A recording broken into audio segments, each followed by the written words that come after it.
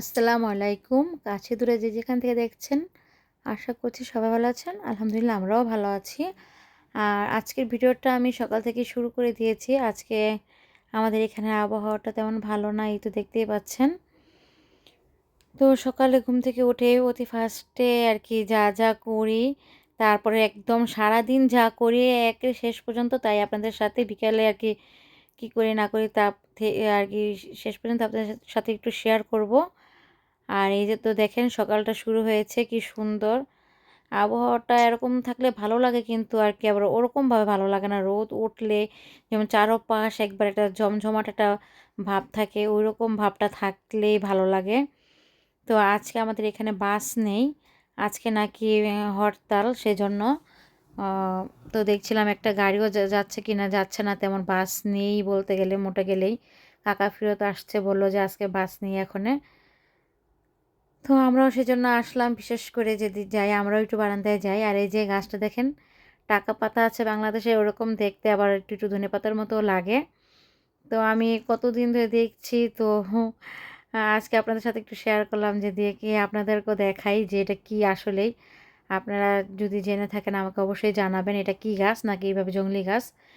তারপর তো সকাল সকাল বলতে 12টা বেজেই গিয়েছে, 11:30 12টা। তারপরে আসলাম রান্নার জন্য।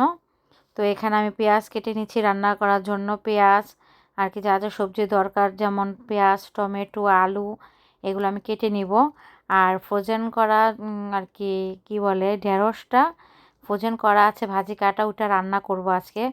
আর দেখেন টমেটোটা কি সুন্দর, এত সুন্দর কালার।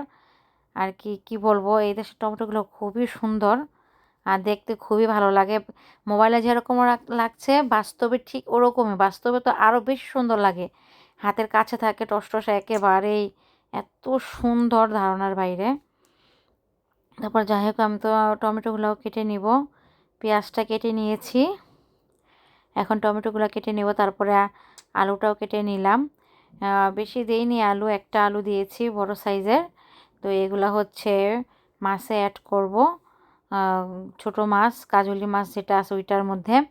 আর এখানে আমি ভাতের জন্য ভাতের চালটাও ধুয়ে নিচ্ছি, ঝটপট করে সব কিছু রেডি করে তারপরে একসাথে রান্না বসাই দেব। আর এই যে এখানে নিয়েছি হলো সামুদ্রিকের মাছ, এটা হচ্ছে ইয়সলো সমুদ্র নাকি সমুদ্রের যেন মাছ বললো। ওই মালিকের ফুফাতো ভাই গিয়েছিল মাছ ধরার জন্য, তো ও ধরে নিয়ে আসছে। তারপরে এই যে এখন আমাদেরকেও আর কি দিয়েছে খাওয়ার জন্য। তো ভাবলাম যে ফ্রেশ মাছ রান্না করি সাথে, কারণ রেখে দিলে ফ্রোজেন হয়ে যাবে। ফ্রোজেন মাছ তো কম খাওয়া হয় না, অনেক খাওয়া হয়। আলহামদুলিল্লাহ ফ্রোজেন মাছই খেয়ে বেঁচে থাকি আমরা। তো কি আর করার, এই যে তাজা মাছ দেখতে এত সুন্দর লাগতেছিল আর এত ফ্রেশ, কি বলবো, একদম ধারণার বাইরে, এত ফ্রেশ জানেন না। ধরতে আমার কাছে এত ভালো লাগছিল, কি বলবো। আর দেখে আমার খুব ভালো লাগছে মাছগুলা, আবার ফ্রেশ। তাতে আমাদের সামুদ্রিক মাছগুলোতে কিন্তু একটা ঘ্রাণ আছে, আর মোটামুটি কম বেশি মজাই লাগে। আর এই দেশের সামুদ্রিক মাছের টেস্টগুলো প্রায় সেম একই আর কি, কিন্তু পুষ্টি ভিটামিন সবই আর কি আছে অনেক, মোটামুটি খারাপ না, ভালোই। তো এই যে আমাদের দেশেরটা যেমন একটু ঘ্রাণ আর কি, এক একটা এক এক রকম, আর এই দেশেরগুলো সবই একরকম টেস্ট। তারপর তো এই যে ওই তেলের মধ্যে আমি দিয়ে দিলাম পেঁয়াজ কুচি, পেঁয়াজটা দিয়ে এখন সুন্দর করে ভেজে নেব। এই তারপর দিয়ে দিলাম একটু পানি, পানিটা দিয়ে এখন যা যা দেওয়া দরকার, মানে আদা রসুন বাটা, তারপরে হলুদ, সামান্য মরিচ ফাঁকি, লবণ, এগুলা দিয়ে ধনিয়া গুঁড়া একটু সামান্য আর কি।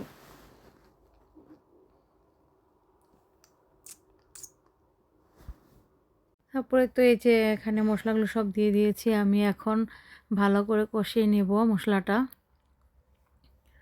লবণও দিয়ে দিয়েছি, সব দিয়ে এখন এই যে সুন্দর করে মশলাটা কষাই নেব।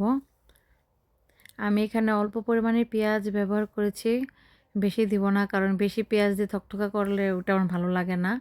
যেহেতু টমেটো দিব, টমেটো দিলেও আবার গলে যাবে, এগুলো গলে গেলেও ওই ঝোলটা একটু বেশি হয়ে যায়, থকথকা হয়ে যায়। তো সব সময় আবার ওরকম ভালো লাগে না, হালকা পাতলা ঝোল ঝোল থাকলে ওইটাও ভালো লাগে। দেখেন কি অবস্থা, এত ঝটপট করি একেবারে তরকারি ঝোলটা বাইরেই আইসা পড়ে, এরকম অবস্থা। তো যাই হোক, এই তো এই যে এখন আমি দিয়ে দিলাম মাছ, সে ভাজা মাছটা, আর এখন দিয়ে দিব কাঁচামরিচ আর হলো একটু ধনিয়া পাতা দিয়ে এখন আমি ঢেকে দিব। এই তো আর জিরাও দিয়েছি, জিরাও দিয়ে দিয়েছি একসাথেই।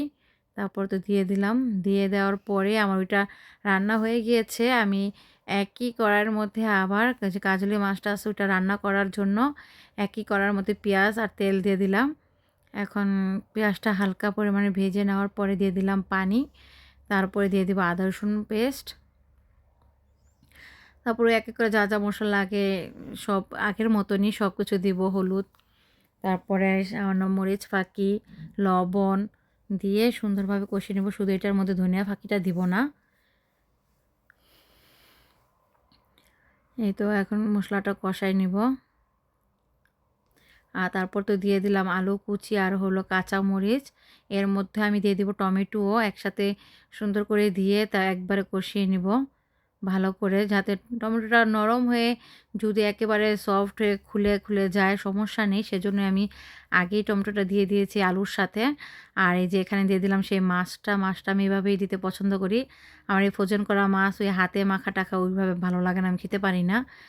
আমার কাছে যেভাবে একটু কষানোর সাথে যে দিয়ে দিলাম, যতক্ষণ পর্যন্ত মাছটা টাইট থাকে তো ওই সময়ের মধ্যেই আর কি এটা লাড়া দিয়ে একটু কষানোর মধ্যে আর কি মশলাটার সাথে আর কি লাড়া দিয়ে করে নিতে হবে, কষিয়ে নিতে হবে। তারপরে যখন সফট হয়ে আসবে তখন আর লাড়া দেওয়া যাবে না, কারণ তখন তো মাছগুলো ভেঙে যাবে সেজন্য। আর এই তো এখানে আমি দিয়ে দিয়েছি সব কিছু।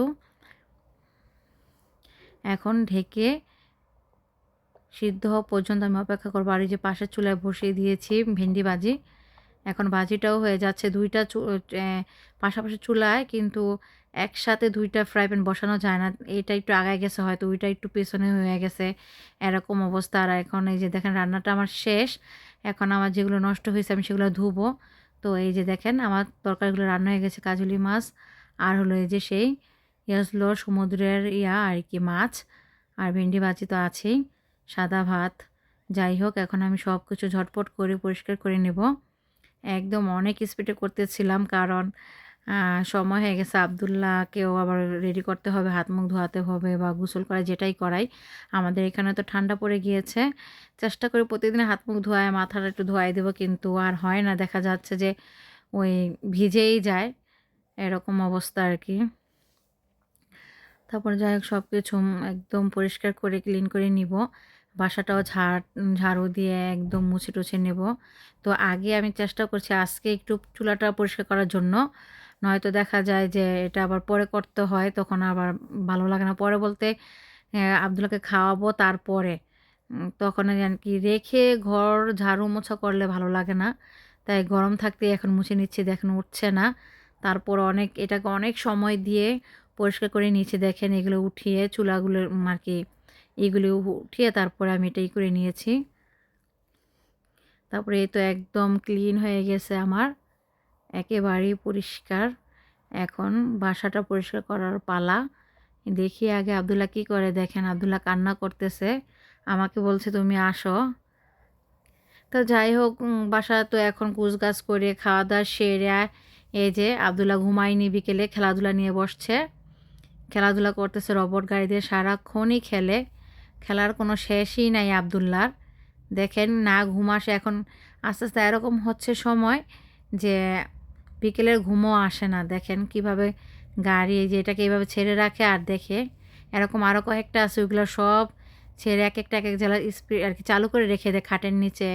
তারপরে যে এটা তো সামনেই থাকে, তারপরে রান্নাঘর থেকে শব্দ পাই, অনেক শব্দ হয়। তারপরে এসে দেখি যে এরকম 2-3টা ছাড়া, এই যে রবট গাড়ি চলছে।